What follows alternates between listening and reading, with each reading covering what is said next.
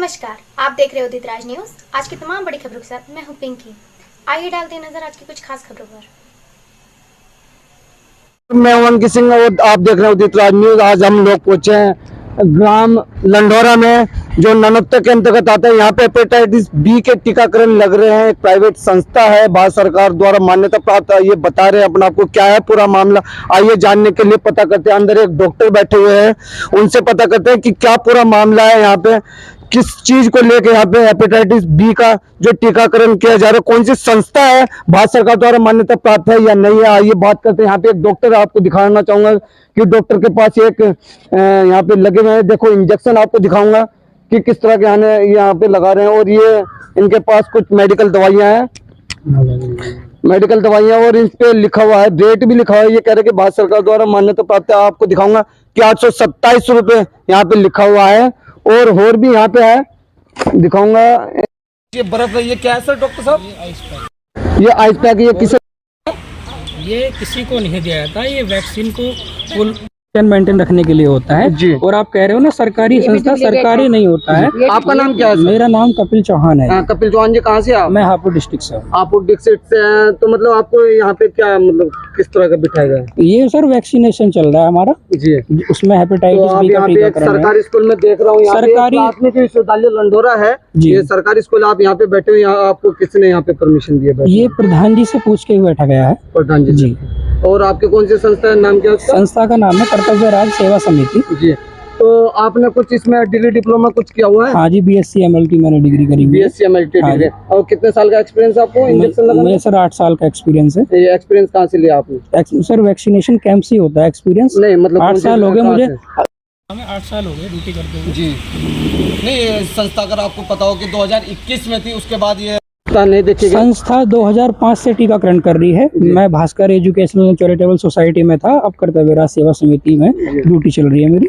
तो कुछ मामला हो गया था, 2005 से ये संचालित है, लेकिन 2021 में रुक गई थी। उसके बाद 2021 के बाद ये दोबारा आई। 2021 में नहीं रुकी है, तो परमानेंट 2005 से टीकाकरण चल रहा है। 2005 के बाद 2024 चल रहा है। आपको बताना चाहूंगे कि 2005 से लेकर 2024 तक का बहुत टाइम होता है, तो इस टाइम पर तो हो जाना चाहिए था हेपेटाइटिस बी का पूरे संपूर्ण। देखो, एक जिले में टाइम लग जाता है, 3-3 4-4 साल लग जाते हैं पूरा क्षेत्र कवर करने के लिए। तो और जिस हिसाब से आदेश होते हैं जिले के, उस हिसाब से ही वर्क होता है। अब जैसे सहारनपुर क्षेत्र में टीकाकरण के आदेश है, तो सहारनपुर क्षेत्र के ही ब्लॉक किए जाएंगे। तो इससे पहले आपने कहाँ पे किया? उससे पहले और जिलों में भी टीकाकरण चल रहा है, मतलब गाजियाबाद में भी चल रहा है, नोएडा में भी चलता है। आपने कहाँ पे किया? मैंने सर सभी जगह करा है, हापुड़ में भी करा है, नोएडा, जहाँ की भी मुझे आदेश मिलते हैं, जहाँ भी मेरी ड्यूटी लगती है, मुझे वहीं जाना पड़ता है। तो इसमें कितने पैसे ले जाते हैं? किस चीज़ के लिए? टीकाकरण के लिए 10 रुपये रजिस्ट्रेशन चार्ज होता है, और वैक्सीन का चार्ज 60 रुपये होता है। और किन किन के लगते हैं? ये सभी को लगता है, बस एक गर्भवती महिला को नहीं लगता है, हार्ट पेशेंट को नहीं लगता है, और कोई बच्चा छोटा है उसको नहीं लगता है। 5 साल से बड़ों को लगता है। 5 साल से बड़े को लगता है। और इसमें कोई आदेश आया हुआ भारत सरकार द्वारा? भारत सरकार का इसमें कोई रोल नहीं है, ना ये सरकारी है, ये ट्रस्ट का प्रोग्राम है, NGO का प्रोग्राम है, संस्था का। CMO सर के आदेश होते हैं इसमें NGO को। तो सर अगर आपको पता है कि अगर इसमें CMO साहब के आदेश है, तो CMO साहब के आदेश पर तो ये सरकारी हुआ, क्योंकि कहीं ना कहीं मुझे जो सूचना मिली है कि इसमें महिला जो होती है, गाँव की महिलाएं होती है, कार्य करना आशाएं होती है, उनका आपको सहयोग मिल रहा है इसमें? आशाओं का सहयोग होता है, वो लिखित में लेटर में दिया जाता है, CMO साहब के लेटर में आता है। नहीं, वो कैसे, मतलब कहीं ना कहीं लेटर या तो CMO साहब के साथ ये सवाल बनता है या आपके साथ, क्योंकि आपने बताया कि ये प्राइवेट संस्था है, और प्राइवेट संस्था कहीं पे भी आप कह रहे कि भारत सरकार, ये सरकारी संस्था नहीं है, तो फिर इसमें आशाओं का क्या रोल है? सर आशाओं को सहयोग होता है अपने फील्ड के लिए। इच्छुक प्रोग्राम है, जो भी अपना इंजेक्शन लगवाना चाहता है वो लगवा सकता है। नहीं, आशाओं ने तो कहा कि हमें सब काम छोड़ के आपके साथ रखा जाए, ऐसा नहीं है। बिना आशा की मर्जी के कोई सहयोग नहीं हो सकता। अगर आशा जी मना कर देंगी तो उनको बिल्कुल ड्यूटी पे नहीं बुलाया जाएगा। महिला कौन लगाते हैं, मतलब आशाओं की ड्यूटी कौन लगाते हैं? महिला को इंजेक्शन भी मैं ही लगाऊंगा। टीकाकरण आप ही लगाएंगे? जी। आपने देखा कि ये थे हमारे यहाँ पे एक डॉक्टर थे, जो यहाँ पे बैठे हुए हैं, इंजेक्शन लगा रहे हैं। अपने आपको बता रहे हैं कि 2005 से ये संस्था रजिस्टर्ड है, लेकिन 21 के बाद कहीं ना कहीं ये संस्था देखने को नहीं मिली। हमारे साथ जुड़े हैं नवयुग नए भारत के जो अध्यक्ष जी हैं यहाँ पे आए हुए हैं। ये इनसे बात करते हैं, कुछ क्या है पूरा मामला। जी, आपका क्या नाम है? संजय वालिया जी, अध्यक्ष प्रधान संगठन सहारनपुर। जी, ये सहारनपुर में एक टीकाकरण चल रहा है, क्या है पूरा मामला? पूरा मामला ये है कि जब हमें पता चला कि सीएमओ साहब ने एक आदेश पारित किया कि गांव में जाकर पैसे की लूट करने का काम किया जाए, एक प्राइवेट संस्था को एक कॉन्ट्रैक्ट देने का काम किया, उसके बाद उसमें खुला कर दिया कि पैसे भी लेने हैं आप लोगों को 10 रुपए, 60 रुपए, 100 रुपए।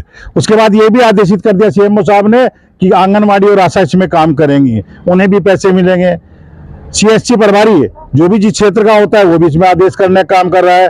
तो समझ में नहीं आ रहा प्राइवेट है सरकारी है।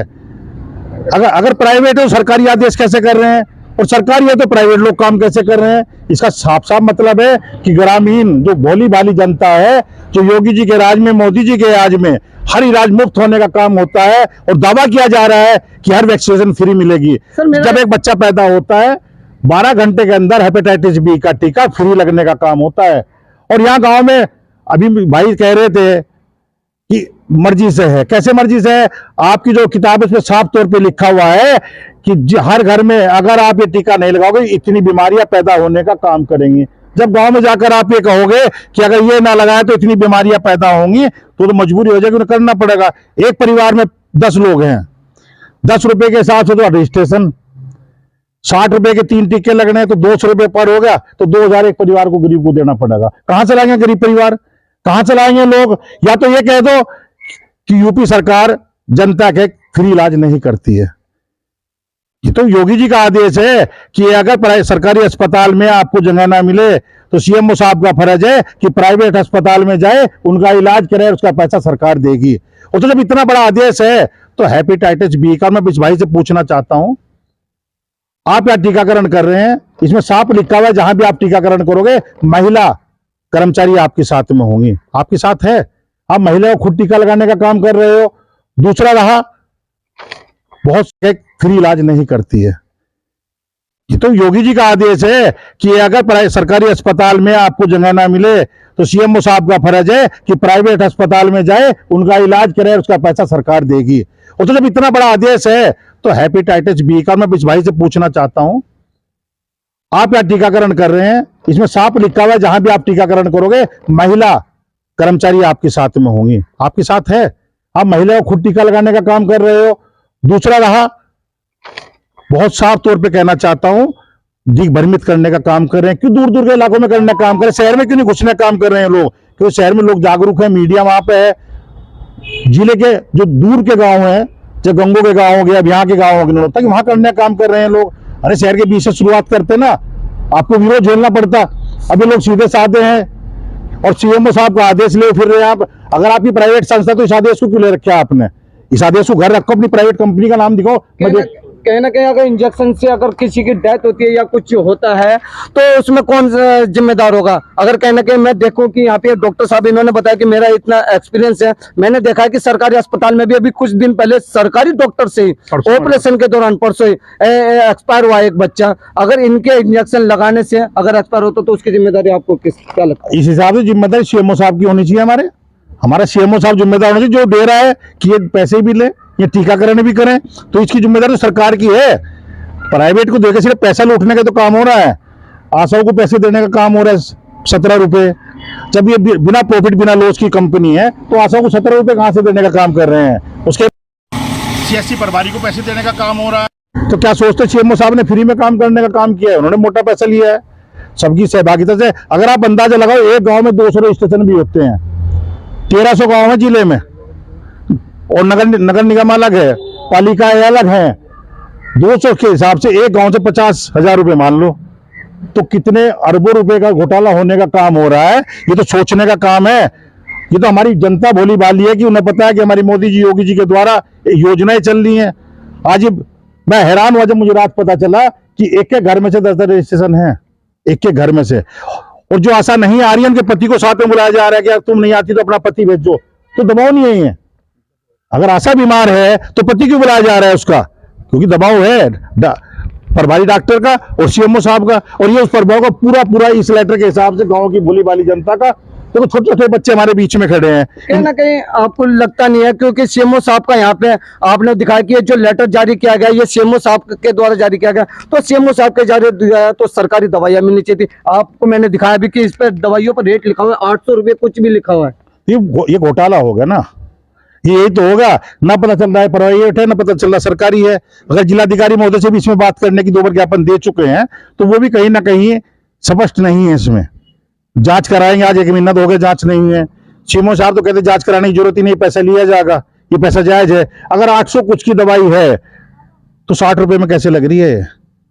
कहीं ना कहीं सोचने का विषय है। लेकिन ये भी चीज है ना कि जिला एक मुख्य चिकित्सा अधिकारी खुद लेटर जारी कर रहा है और उसमें पैसे तक के लिखे गए हैं। क्योंकि अभी तक का अगर आपने देखा होगा कि इससे पहले मेरी खबर भी देखी होगी, तो कहीं पे भी एक सरकारी डॉक्टर, खासकर मुख्य जिला अधिकारी, रेट लिखने का या पैसे लिखने का चिकित्सा अधिकारी कोई वो नहीं होता है। लेकिन इसमें लिखा हुआ है, आपको दिखाना चाहूंगा कि मीडिया के माध्यम से, कि पंजीकृत शुल्क 10 रुपए लाभार्थी से, इससे अधिक ना लिया जाए। लेकिन 10 रुपए भी यार, और ऊपर से आपको बताना चाहूंगा कि जितनी दवाइयां यहाँ पे आपको देखने को मिल रही है, इन पे रेट लिखा हुआ है। अगर भारत सरकार से है तो इन पे रेट क्यों लिखा गया है?